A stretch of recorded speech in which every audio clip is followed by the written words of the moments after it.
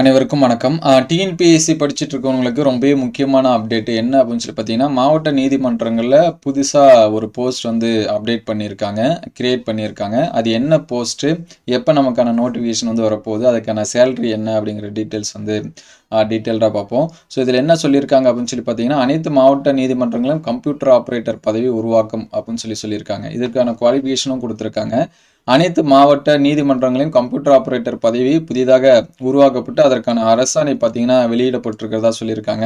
இது தொடர்பாக தமிழக அரசின் உள்துறை செயலர் தீரஜ் குமார் வெளியிட்டுள்ள அரசாணையில் மாவட்ட நீதிமன்றங்களில் கம்ப்யூட்டர் ஆப்ரேட்டர் பதவி புதுசாக தோற்றுவிக்கப்படுகிறது. இந்த பதவி நேரடி நியமன முறை வாயிலாகவும் பணிமாற்ற முறையிலும் நிரப்பப்படும் அப்படின்னு சொல்லியிருக்காங்க.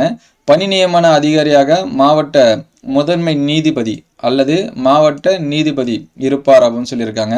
தமிழ்நாடு நீதித்துறை அமைச்சர் பணியில் சேர்க்கப்பட்டுள்ள கம்ப்யூட்டர் ஆப்ரேட்டர் பதவிக்கான நேரடி நியமனத்துக்கு கல்வி தகுதி பிஎஸ்சி கம்ப்யூட்டர் சயின்ஸு அதே போல் பிசிஏ பட்டப்படிப்பு ஆகும். மேலும் கம்ப்யூட்டர் பயன்பாட்டில் டிப்ளமோ பெற்றுள்ள பிஏ பிஎஸ்சி பிகாம் பட்டதாரிகளும் இதற்கு தகுதி விடுவார். அதாவது நீங்கள் வந்து பிஎஸ்சி கம்ப்யூட்டர் சயின்ஸ் இருந்தாலும் அப்ளை பண்ணிக்கலாம், அல்லது பிசிஏ இருந்தாலும் அப்ளை பண்ணிக்கலாம்.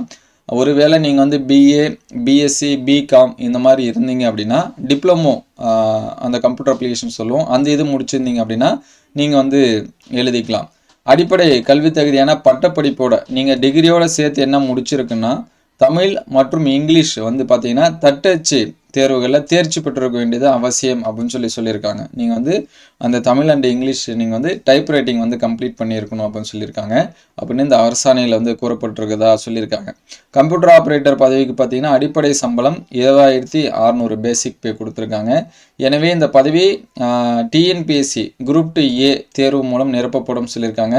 குரூப் 2 மற்றும் குரூப் 2A முதல்நிலை தேர்வுக்கான அறிவிப்பு ஆகஸ்ட் மாதம் வெளியிடப்பட்டு அக்டோபர் மாதத்தில் தேர்வு நடத்தப்பட உள்ளது குறிப்பிடத்தக்கது அப்படின்னு சொல்லியிருக்காங்க. ஸோ அதுக்கான நோட்டிஃபிகேஷன் வரும்போது இதுக்கான போஸ்ட் எவ்வளோ, எத்தனை போஸ்ட் வந்து ஃபில் பண்ணுவாங்க அப்படிங்கிற டீட்டெயில்ஸ் நம்ம வந்து பார்க்கலாம். இதை பற்றின அடுத்தடுத்த அப்டேட்டட் நியூஸ் இருந்துச்சுன்னா உடனே அப்டேட் பண்ணுவோம். உங்களுக்கு ஏதாவது டவுட் இருந்தாலும் கமெண்ட் பண்ணுங்கள். Thank you all.